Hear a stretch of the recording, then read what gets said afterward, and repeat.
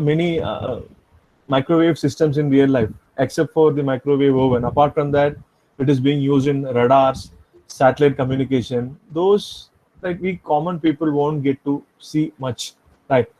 But of course, you have seen some of the transmission lines and all, right? So transmission line, for instance, right, the one which is used in cable TV, right? There is a, a single copper conductor inside and an outer uh, shield, right? So that is actually a transmission line, right? And one more is twisted pair cable that you might have seen, right? And of course, one more example of transmission line. Of course, it is a very low frequency transmission line. That is actually what our overhead electric cable, right? If you see, even though the frequency which it carries is 50 hertz, right, it spans over many thousands of kilometers, right? So even that can be represented as this RLGC approach, what we have seen. But apart from that, you may not have seen much of microwave systems, even though you may have seen microwave oven, but it's not a microwave communication system. Only thing is, it has a magnetron inside which produces microwave frequency, and their microwave frequency is used to what, heat up food particles or food material, right? So if I have to give you some real life example, right, you may not have seen most of the things. That is actually what one problem, right? But you have a lab associated with this. We do have some test bench in lab, right? So one of the experiments is actually what you might have already heard about, this experiment, actually what, microwave test bench, wherein you will have a reflex klystron. That reflex klystron will generate microwave frequency of somewhere around 9.45 gigahertz, and you will take that microwave frequency from one point to another using a transmission line. So there you will be using a waveguide, metallic waveguide, right? Then you will be measuring the guide frequency, right? Voltage standing wave ratio, reflection coefficient, and all those steps, right?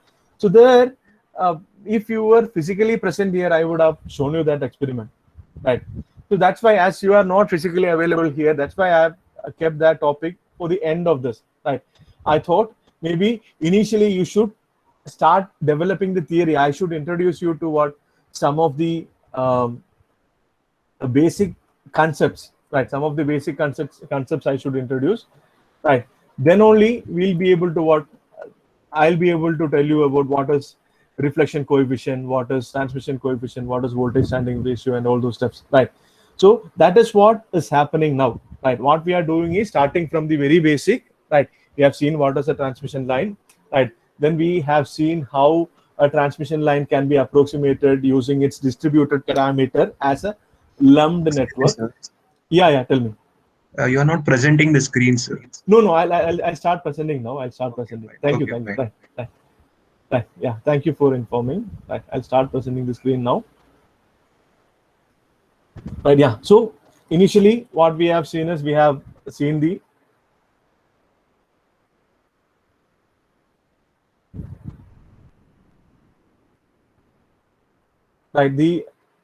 distributed network equivalent. So if you have a very long transmission line, you can see it actually what, cascade of many such basic elements, right? If you have a very long transmission line, you can see it as actually what, cascade of many such basic elements, right? So this is what basically we have seen. This is how we can actually what equivalently represent it using the lumped circuit elements, and this RLGCs are called actually what, primary distributed constants of transmission line. So we started with RLGC, right? Then slowly we studied about actually what, Z and Y, right? Then I have introduced you to gamma, alpha, beta, and all those concepts, right? Then later on I introduced yesterday to some notion called characteristic impedance. So this characteristic impedance, right, I couldn't have told initially itself, right? If I have given you the definition of characteristic impedance, right, it is actually the input impedance as seen of a transmission line if the length is equal to infinity. And if I tell that, it may not have made any sense. That's why systematically through mathematical derivation, actually what we are proceeding, right? So as we keep on deriving transmission line equation in real instantaneous, in phasor form, while solving, right, we are studying these basic aspects, right? So don't think, right, why are we doing this very lengthy derivations and all? Why? Because it's we you are new to this, and we don't know most of the basic parameters as such, right? So we should study that first, then only we will be able to build upon that. So if you ask me, in a real scenario, right, when you are actually implementing a microwave system, whether you will be dealing with RLGCs, if you ask me that, the answer is a big no, right? You won't be dealing with RLGCs. There you have actually what something called reflection coefficient, standing wave ratio, S parameters, and all those steps. So we'll study that in next module, right? We'll study that in next module, right? But before that, we have to be thorough with these basics, then you will be comfortable there, right? So many students have asked me, so some were messaging and asking, sir, it's whether it is only derivation, right? So that is the answer from my side, right? And I think, Manish, you had some doubt regarding this. Could you please ask it now? Maybe we can dedicate today's session for actually what clearing some doubts, and I'll show you some simulation, right, of, so that you will get a feel what is forward propagating wave, what is reverse propagating wave, as such, right? Manish, are you there? You had some Yes, sir. doubts. Yeah, can you please ask that? What was your doubt? Sir, why are we not considering the series resistor in case of the capacitor? In capacitor, why are we not considering series Like resistor? in Okay, okay. practical mode, see, sir, there is a resistor in series with the capacitor, Okay, and okay, that okay. I understood. I understood. Right. I understood your question. Right. So now, for that, my answer would be right. So this is an approximation. This V and I, it is actually what, an approximation. Right. It's an approximation. Right. For instance, if you have studied about light, right? You have seen, right, about light propagation. You can study actually what, either using wave theory or using ray optics, right? You can either use wave theory approach or ray optics approach, right? So when we will use wave theory approach, right, if you have to what explain something, diffraction and all those stuffs, right, or maybe if you have to explain about interference, we'll have to go for wave theory. But if you are considering only rectilinear propagation of light, that reflection and all those stuffs, we can deal it with actually what, ray optics. In fact, the truth is, or the actual analysis is actually what, wave approach, but ray optics is actually what, one approximation. Similarly, here if we consider a transmission line, right, I'll draw a transmission line here, right? I'll be So I'm drawing it as a two wire line. So basically a transmission line can be actually what, it can be a PCB, right, on which some metallic part is etched, and there is a ground plane, right? Right. And one more thing, right? As I'm taking class at home, right?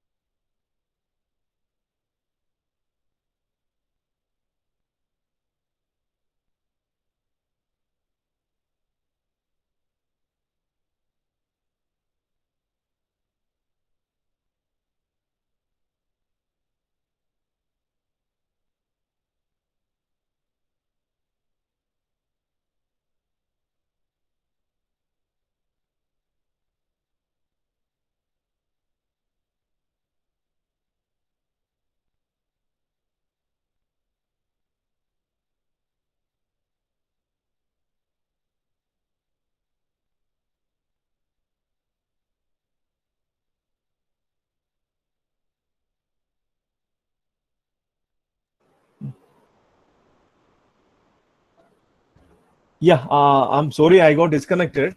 Right, I had issue with the power. Right. So okay, now am I audible? Sorry for that. Right. Am I audible Yes, now? sir. Okay. Sorry. I, Right. Please don't leave the meeting. Yeah. Okay. Fine. Yeah. So you see this now. Whether my screen is visible? no, No, sir. sir. No. I'll share it. Right. Right. So what I'm telling is this VI, it's an approximation. This is like this RLGC, distributed network approach, is an approximation. Right? Why are we doing that? If I deal in terms of electric and magnetic field, right? So electric and magnetic field will be a function of X, Y, and Z, right? And also it will be a function of time. There will be 4 variables, right? As they are vectors, right? There will be 4 variables, and it will be very difficult for me to deal with, right? That's why I've come up with this approximation. If you consider a very small length of a transmission line, we can model it like this. Then how can you justify this model? That is the next question, right? If I tell that, I think your doubt will be cleared, right? So this R, so this is a source end, right? This is a source end, and this is a load end, right? So when I draw 2 lines, it can either be a coaxial cable, right? That is a coaxial cable which you use for cable TV and all, or it can be a twisted pair cable, right? Or it can be a PCB, right? A strip line, a PCB on which one metallic actually patch is etched, right? And there is a ground plane below, right? Everything can be represented using these 2 wires, right? So then we are assuming, if we assume these are perfect conductors, then no problem, right? There won't be any loss. But these may not be perfect conductors. That is, the conductance may not be equal to infinity. If conductance is not equal to infinity, which means resistance not equal to 0, so there will be some drop. If conductance is infinity, there won't be any actually voltage drop, but there is some resistance. That's why we are including this resistance. That resistance is distributed across this, right? So that is why this resistance. And why this inductance, right? You have current flowing through this, right? You have current flowing through this. When you have current flowing through a conductor, right? If current is moving upwards, by right hand thumb rule, there will be a magnetic field, right? So if you keep your right hand thumb along the direction of current, right? The magnetic field direction will be given by the curling finger, right? So in this case, if the current is upwards, right, the magnetic field will be going into the screen towards the right, and it will be coming out of the screen towards the left. So if you have a current carrying conductor, there will be a magnetic field associated with this, right? So that magnetic field, right? So a conductor generating a magnetic field is symbolized using this inductor. It's an ideal inductor, right? We are not considering any actually resistance. That whatever this resistive part is there, that is actually what considered here. That whatever resistive part is there, that is considered here, right? So I hope why this R and why this L, that is clear. Now about capacitance, right? Or this G, I'll tell. What is this G, right? So we are assuming this is perfect dielectric, right? If we assume this is perfect dielectric, which means, right, sigma should be equal to 0, conductivity should be equal to 0, but it is not perfect dielectric. Conductivity will not be equal to 0, right? If conductivity is not equal to 0, there will be some right? What will happen? We are assuming current is actually going through this path, right, and returning through this path, right? There is no leakage current is what we are assuming. But in practice, if the dielectric is not perfect, what will happen? It will conduct some current, right? So there will be some leakage current, right? So that leakage current, right, that leakage current is actually attributed by this G, right? That G again is distributed along the line. Then what about the C? This is an ideal capacitor, right? We are in this approximation, we are using C as an ideal capacitor, right? Suppose I give a positive potential here, what will happen? It will create a equal but opposite negative potential here, and there will be actually field, right? Electric field in this direction, right? From positive potential to negative potential. So which means there are two metallic parts and there is electric field in between. That is actually an ideal capacitance, right? So the leakage current part I have already considered here, right? So now there is also an ideal capacitor. And there is also an ideal capacitor, right, which will cause this electric field. So in fact, right, this even though for convenience we are assuming voltage and current, basically what happens is, right, so this is z direction. In z direction wave is propagating, right?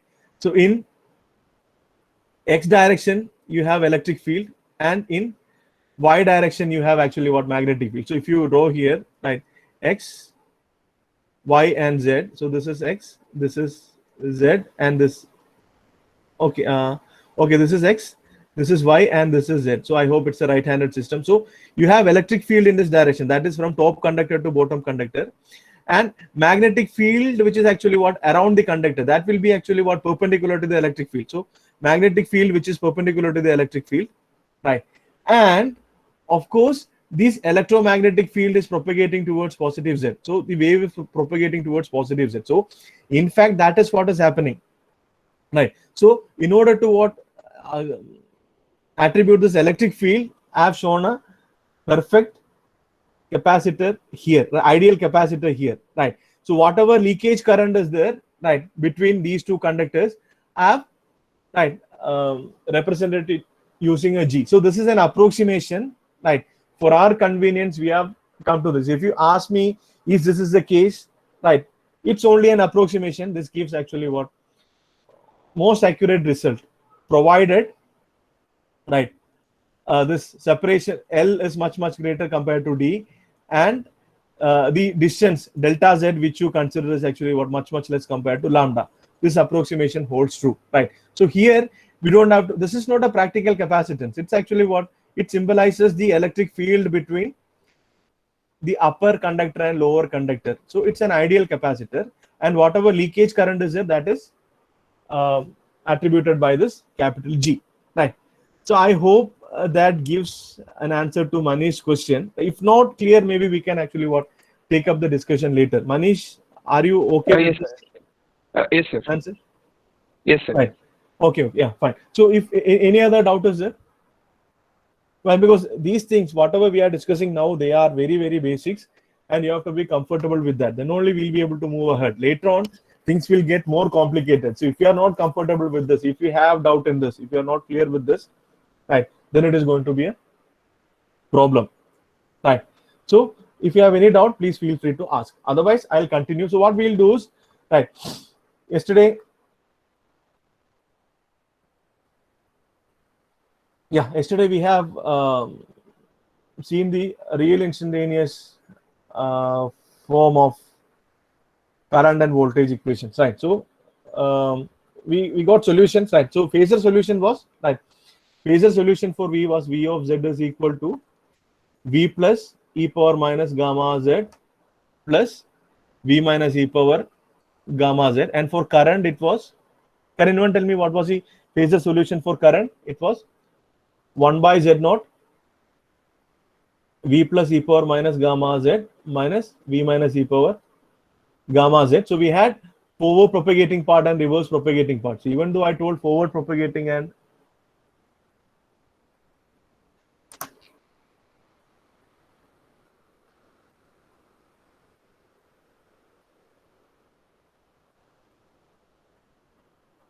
okay, so forward propagating and reverse propagating. So we'll see what actually is meant by this forward propagating and reverse propagating. We'll try to visualize that, right? So we'll use GeoGebra to visualize that, right? We'll use GeoGebra to visualize that, right? Then later on, what we'll do is, right, V of Z comma T, the real instantaneous form. This, in fact, this one is what we'll visualize, right? This one is what we'll visualize, right? So this V of Z comma T, we have V plus e power minus alpha Z, right, cos of omega T minus beta Z plus V minus e power alpha Z cos of omega T plus beta Z, right? So the term containing e power minus j beta Z or cos omega T minus beta Z, that is actually what propagating towards positive Z direction. If I place the transmission line along Z axis, it will propagate along positive Z direction.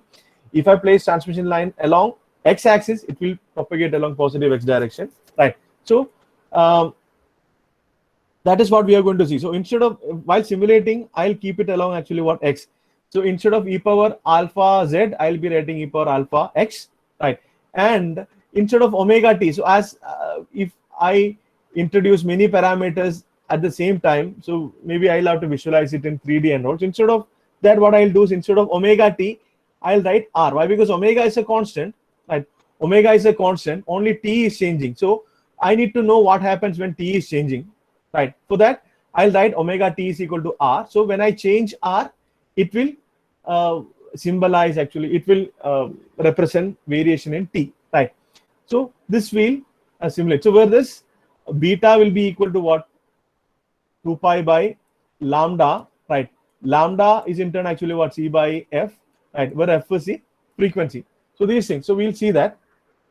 We'll try and see that. So in between, if you have any doubt, please feel free to ask. So I'll stop sharing this, right? All of you are clear what are we going to see now? We'll see what is forward propagating wave, or I'll just make it clear how this particular term is forward propagating wave, which means how can you tell as time progresses this wave or any phase over the actually what length of this wave propagates along positive z, and as time progresses, how can you tell this proceeds towards negative z or negative x? That is what we are going to see now. So shall we see the simulation now?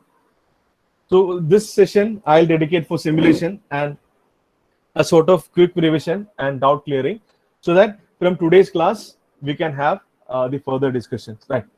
So I'll start with the simulation. So for that, I'll stop sharing the screen, right? Then further what I'll do is I'll just start sharing my entire screen, so that whenever I switch between windows, you'll be able to see it, right? So now what I've done is, right? So what I've done is I've just already typed in and kept, right? So that we don't have to waste spend time on that, right? I have some problem with my cursor now. To the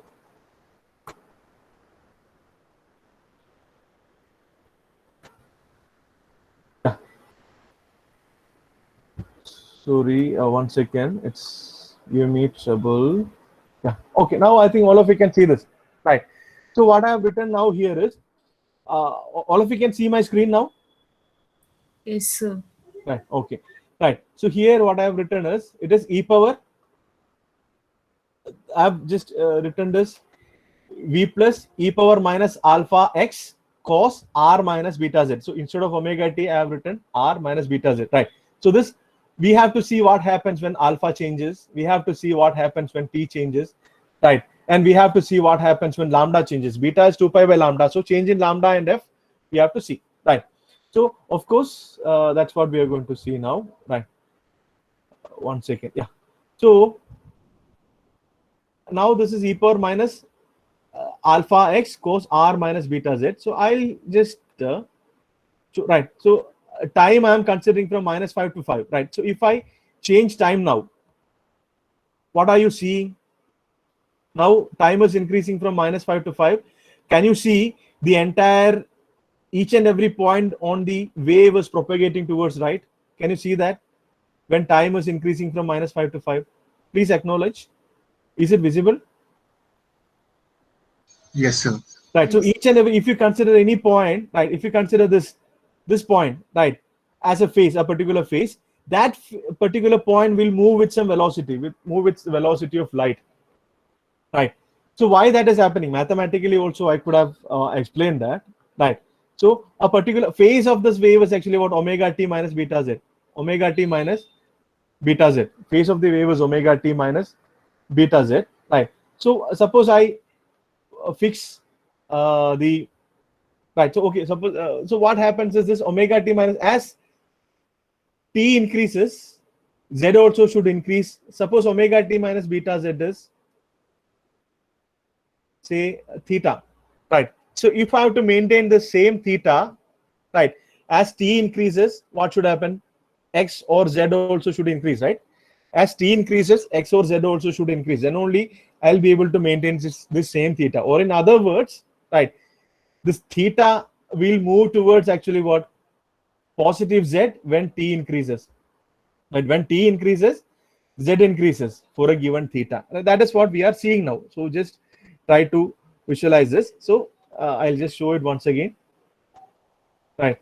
So when I change the time, wave is moving along positive z. So this is actually what e power minus alpha x cos r minus beta z. So what if, right? Now we'll see what happens if alpha changes. Now I have kept alpha equal to 0.1. I'll make alpha equal to 0. Right? Alpha cannot be negative actually. Right? Alpha cannot be negative. Right? Alpha has to be, 1 second. I'll write it down here. Alpha is equal to, if alpha is 0, what does that mean? Which means no attenuation. You can see if you this along x-axis, it is actually what distance, right? And along y-axis it is voltage. So what happens is alpha is 0, no attenuation, which means the magnitude of the wave is maintained constant, right? If alpha is actually what 0. But if I increase alpha, you see what happens as alpha changes, wave is getting attenuated fast, right? Wave is getting attenuated fast. And what will happen if alpha is negative? If alpha is negative, it is actually what amplification. It's not attenuation. You can see that if alpha is negative, it is amplification. But in our case, amplification we don't have to consider. Alpha will be either 0 or more, right? Alpha will be either 0 or more. So are you able to visualize what happens when alpha changes? Please do let me know. Right. If alpha is more, which means attenuation is more, right? For instance, you can relate it with what you have studied in wave propagation, right? You have studied about actually what skin effect, skin depth and all, right? If the wave is propagating in free space, which is a perfect dielectric, right? You can see unless it encounters any obstacle, it will propagate till infinity, right? Wave will not die out. On the other hand, if wave is entering an imperfect dielectric, right, there will be conduction current and convection current. So if it is only, just please keep this in mind, right? If I'm just trying to relate it with whatever wave propagation you have studied, right? So if wave is propagating through a perfect dielectric, right, that is only actually what electromagnetic field. There is only convection current. It's like how a capacitance is conducting through a dielectric. It's only displacement current, or not convection current, only displacement current. But if you have a imperfect dielectric, that imperfect dielectric will have some conductance. So then what will happen? There will be sigma E. So you have studied J is equal to what? Sigma E plus dou D by del cross E is sigma E plus dou D by dou T. So the current density, right, it is conduction current density plus displacement current density. If it is a perfect dielectric, there will be only displacement current, right? If it is a perfect conductor, there will be only conduction current. If it is an imperfect dielectric, there will be conduction current and displacement current. The conduction current, what will happen? It will cause heat dissipation. I square R, heat loss will be there for conduction current, right? So that will result in actually what? Reduction in power of the wave, right? So here also, that is what is happening. We are assuming R and G are non-zero. It's a lossy line. If it is a lossless line, alpha will be 0 and the wave will not die out. So if it is a lossy line, alpha will be non-zero, right? Then wave will die out fast. So I hope you are able to wish. So then what will happen if frequency is changed? If frequency is changed, correspondingly wavelength also will change, right? So as frequency increases, you can see wavelength is actually what? Wavelength is C by F. Wave distance between crest will increase, right?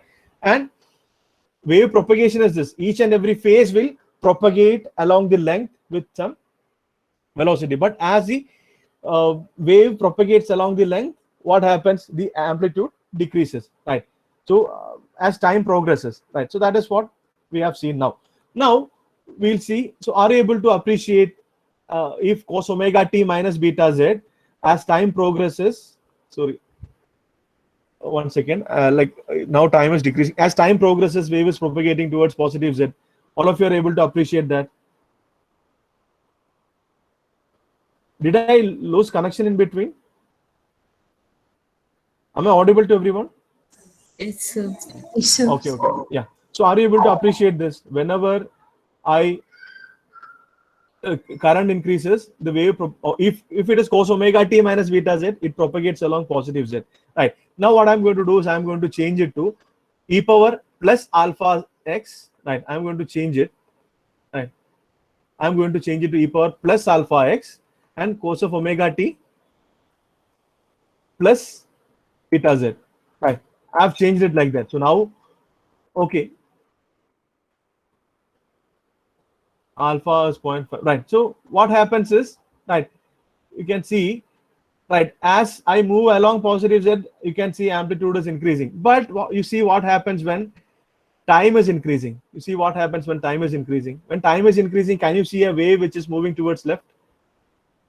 When time is increasing, can you see a wave which is moving towards left? Right. I'll just show it now. Right. As time increases, okay, well, no, it's time is now time is increasing. Are you able to see a wave which is moving towards left? This is actually what reverse propagating wave, right? So forward propagating wave is actually what, something which moves from source to load, and reverse propagating wave is something which moves from load to source. So you can try it out. You can either try it out in MATLAB or, but in Imanim, as I can actually show the animation, I have shown this, right? So now, are you able to physically visualize this v of z comma t, v plus e power minus alpha z, cos of omega t minus beta z, v plus e power minus? Are you able to visualize it? Please do let me know, right, whether the simulation helped you to visualize it. Right, maybe Loshika. Yes, sir. Like now, are you getting some idea what is forward propagating wave and reverse propagating wave? Yes, sir. Somewhat. Somewhat, right? But it's better than actually what only math, right? Yes, sir. Okay, maybe again repeatedly we'll be actually using these things, and you will become comfortable, right? But now, for instance, all of you should take down notes along with me, right, so that you will be comfortable in the basics. Then later on, right, we can, right, and every time maybe I can revise it again and again so that you will be comfortable, right? And that is about the understanding is concerned, right? For exam point of view, right, you should be you should be able to derive the transmission line equation, obtain the solution, and also solve some problems related to that, right? For VTU exam, it's actually what simple. Whatever notes you're taking down, that would be more than sufficient, right? So okay, now I'll move ahead and show you some more realistic simulation. That is actually what Imanim. There is a tool called Imanim, right? If you type Imanim, right, I'll just put the link in chat window. I'll just put the link in chat window so that you can use it later, right? So Imanim is actually what, an electromagnetic wave simulator. So you can visualize different effects, right? So can you see my mouse? All of you can see my mouse pointer, you know? All of you can see my mouse pointer. Please do let me know. Yeah, okay. So where my mouse pointer is there, on left hand side, you can assume this to be actually source, and towards the right hand side, this has actually what, the load, right? You can see this effect is being produced here, and as soon as the effect is produced, that effect is propagating towards the load with some velocity. The velocity is actually what, velocity of light, right? Are you able to see that? This is how this is how we can visualize wave propagating, right? Effect is being generated there, and that effect, as soon as it's generated, it will start propagating towards actually what, the load end, right? Now what I'll do is, right, we have to see what happens when wavelength changes, right? What happens if I increase the wavelength? What happens? The spacing between crest and crest or trough and trough is increasing, right? And if you change the amplitude, V plus or V minus, what happens? The amplitude will change. Now in this case, I have considered alpha to be 0. Now I'll consider there is some material, right? I'll consider it is actually what, of this entire thing is some material which has alpha. Now alpha is 0. If I slowly increase alpha, you see what is happening. Can you see what is happening? If I increase alpha, as the wave propagates, it's actually what, dying out, right? And right, are you able to see this? Alpha is attenuation constant, so it actually makes the wave die out. So, and only the peak points is what we have drawn yesterday. We plotted actually what, magnitude of voltage with respect to Z for both forward and reverse propagating wave. So I'm showing only forward propagating wave here, right? Here what happens is, as alpha increases, right, the wave is dying out fast. So the skin depth or this effect is actually what skin effect is nothing but what, as soon as a wave enters a metal, what happens, metal has very high the conductivity, very high sigma. So most of the current will be conduction current, that is sigma E, conduction current density, right? If conduction current I is there, it will dissipate heat, that is actually what I square R. Even though resistance of a conductor is very small, right, I is so huge that I square R will be very high. That is why as soon as an electromagnetic wave enters a metal, it dies out fast, which means alpha is very high, attenuation is very high, right? But for perfect dielectric, alpha will be 0. Through perfect dielectric, what will happen? The electromagnetic wave will propagate without any attenuation, right? But if it is an imperfect dielectric, right, depending upon the parameters, that the wave will die out, right? So this is I've shown only forward propagating wave. So now I will not show the this here material here, right? Now suppose I have one more wave, so I'll just later on also we'll use this, right? I have one more wave, right, whose amplitude I'll make it 5 itself, right?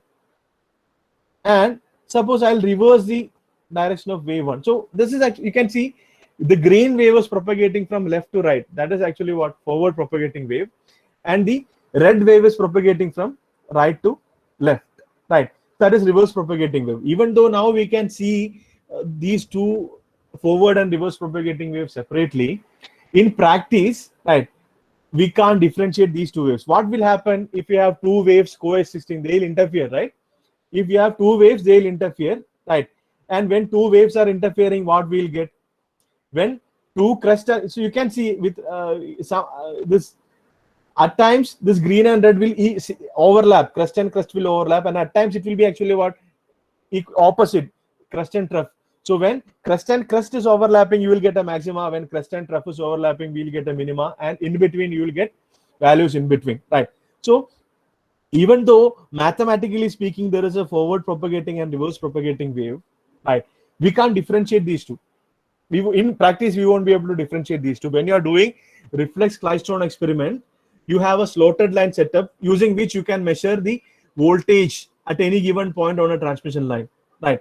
So there you can see forward propagating part, reverse propagating part and all, right? What you will see is, I'll just show that, right?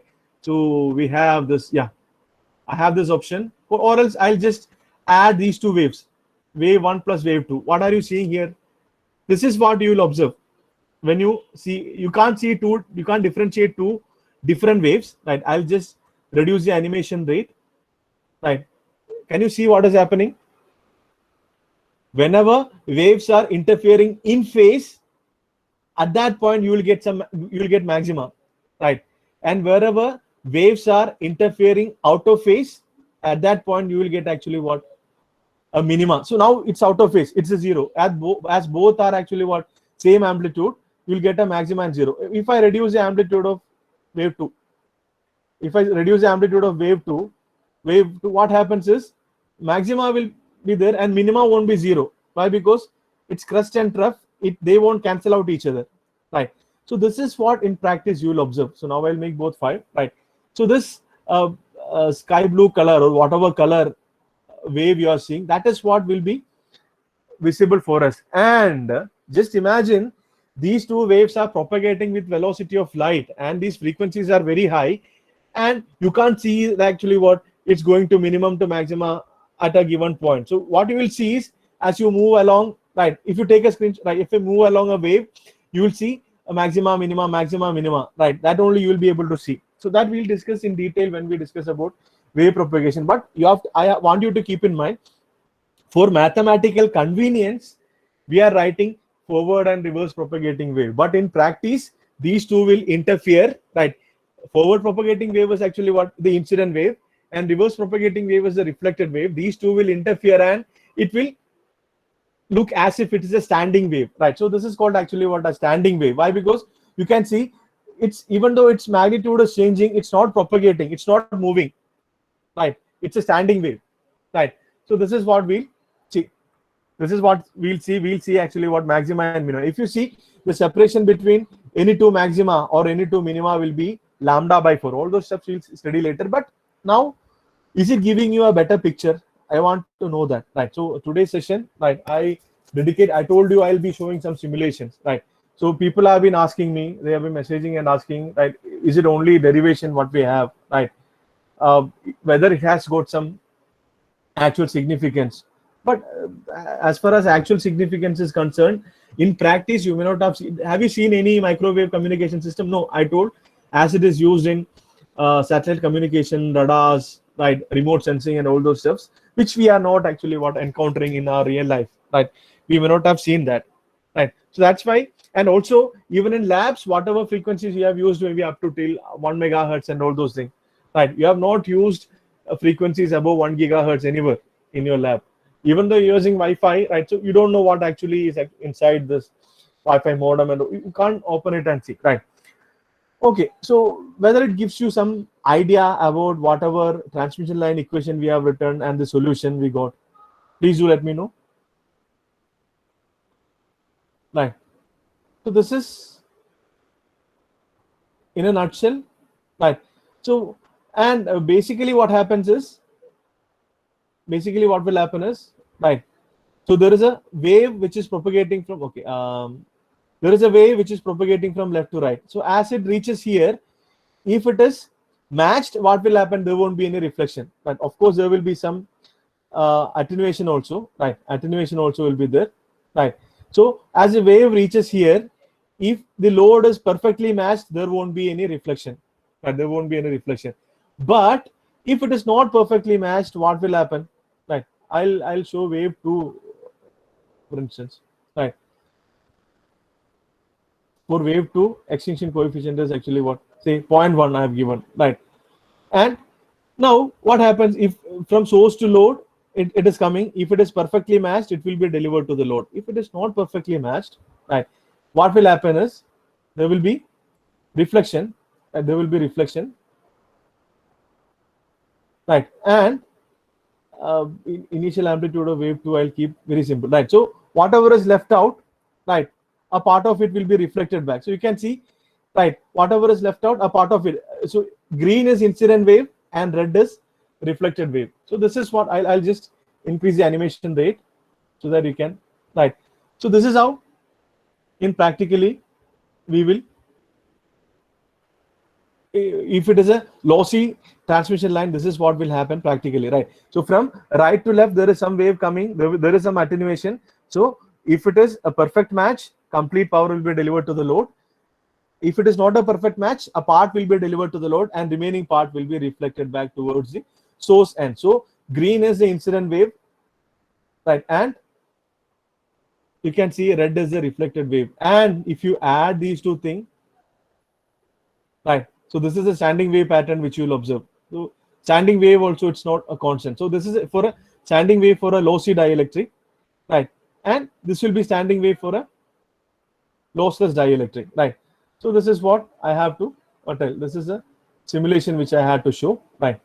So now, any doubt so far in what we have done? So I would like to give you a homework, right? I would like to give you a homework, right? So before I wind up, I would like to give you a homework. It's nothing, right? So far what we have done, derivation of transmission line equation and solution, and along with we have seen what is characteristic impedance also. I've defined what is characteristic impedance, right? And what will happen if a transmission line is terminated with characteristic impedance and all those steps, right? So now I'm going to give you a homework, right? So what the homework is nothing but what? You know, Z is equal to R plus J omega L. Y is equal to G plus J omega C, right?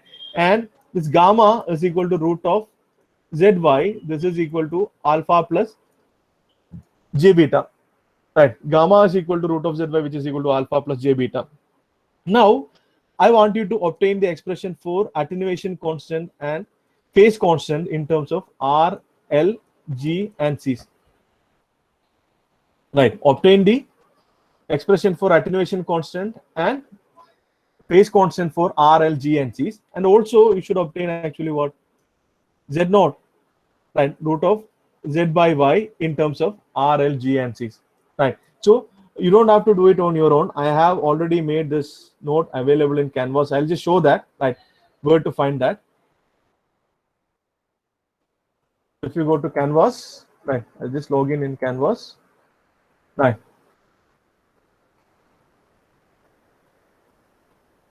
All of you have seen, I have made some notes available in Canvas, right? So this is a self-study portion, right? The part which I'm going to tell is a self-study portion, right? There are actually what PPTs and other materials, right? If you go to PPTs and other materials, there is actually transmission line and equation and solution. Please excuse me for my horrible handwriting, right? Right. I think you can read it, but you should, right? Okay, fine. So if you go below this, right? So this is actually what a transmission line equation, derivation and the solution, right? Phasor form, right? And right, the solution. Whatever we have discussed so far, I have given note, right? Now this part is what alpha, beta, alpha, gamma, alpha, beta, z naught, right? Also phase velocity in terms of actually what distributed network parameters, right? So this I've given. So maybe in, to be specific, page number 9 onwards, right? Page number 9 onwards. So if right, gamma is this. So if you obtain gamma in terms of RLGCs, then real part of gamma will be alpha. That will be right half R root of C by L plus G root of L by C, right? And beta will be omega into root of LC, right? And what will happen if the line is lossless? All those steps from page 9 onwards, I have given that. And also I have given what is phase velocity. So I'll introduce you to what phase velocity. Phase velocity is nothing but what? The velocity with which the phase, each and every phase of the wave propagates along the length. So we have seen now wave propagating, right?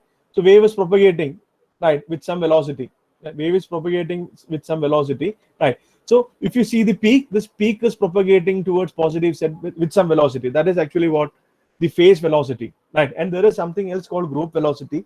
We'll discuss that later, right? About group velocity we'll discuss later. Right now you consider only phase velocity, right? So that phase velocity, right? About that also I have just mentioned here. The phase velocity of a wave is actually what rate at which the phase of the wave is propagating along the transmission line. It is given as actually what frequency into lambda, f lambda, c is equal to f lambda, right?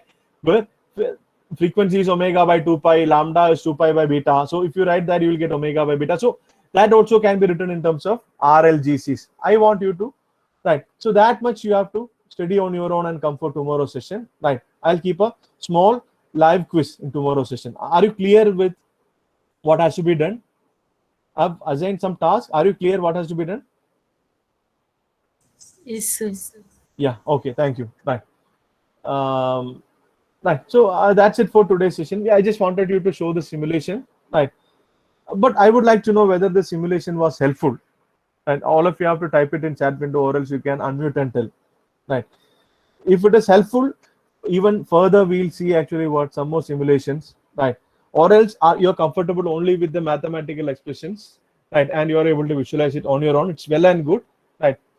But these simulation links I can actually share, right? So whether these simulations are helpful, can anyone give me a feedback? Yeah. Okay. Fine. Yeah. Thank you. Right. So we'll see more simulations. Maybe in MATLAB, GeoGebra, and all those things we'll see simulations, right?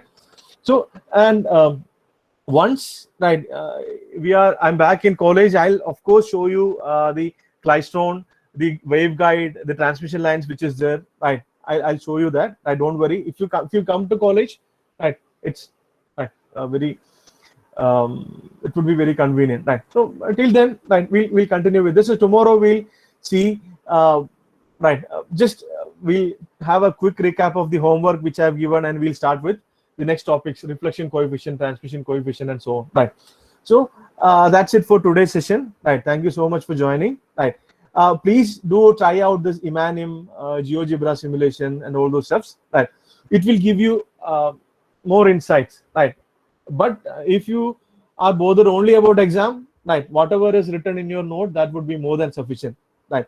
But if you have to perceive that, if you have to understand that, right, and if you want it to be useful later on, right, if at all for your project, or if you are in art club or something, you are designing an antenna or when you are designing a PCB, right? So then some of the aspects which we'll study will come handy, right?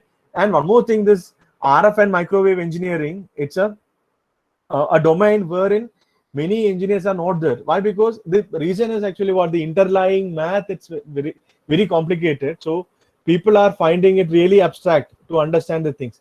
So once, right, I attended one workshop, there one IIT professor, what he told us, there are more tigers in India than RF and microwave engineers. So we do have a scarce need of RF and microwave engineers if you are interested really, right? But I don't think we do have much scope in India, but of course abroad, right, you have scope. And if you are pursuing higher studies or research, we do have RF and microwave engineering now, right? When 5G and all are coming, we have actually what massive MIMO, right? So antenna design, right, and all these stuffs are becoming really job providing professions, right? So if you are interested, right, please go in depth, right?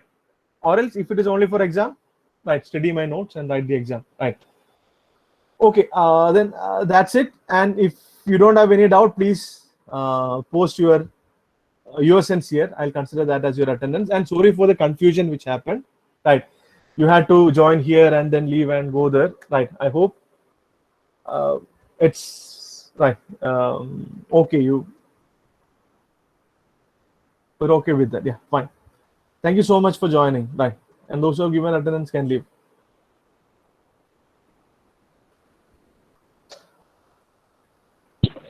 Sir. Yeah. Sir, just out of curiosity, sir, one Yeah, question. yeah. Tell me more. Sir, now example, if there is a sinusoidal signal, say of some certain frequency, we can directly transmit it. In the sense, it's just, it's in one dimension only, like voltage is increasing and it's decreasing. Yeah. But in case of, if I want to transmit the complex signal, example, e to the power minus j theta or e to the power j theta, which also consists of cos theta plus yeah. J sin theta, is it possible to transmit like that? Because when I visualize it, it is actually a helix. Yeah. Okay. So complex signal in the sense, right? So you consider if it is a complex signal, you consider as actually what real part and imaginary part. Yes, sir. Right. So what you do is you can consider as an in phase and quadrature phase component. Maybe for that, right, you will get more idea when you study DC. Right. In DC, you will be studying about canonical representation, all those steps. Right. Oh, okay.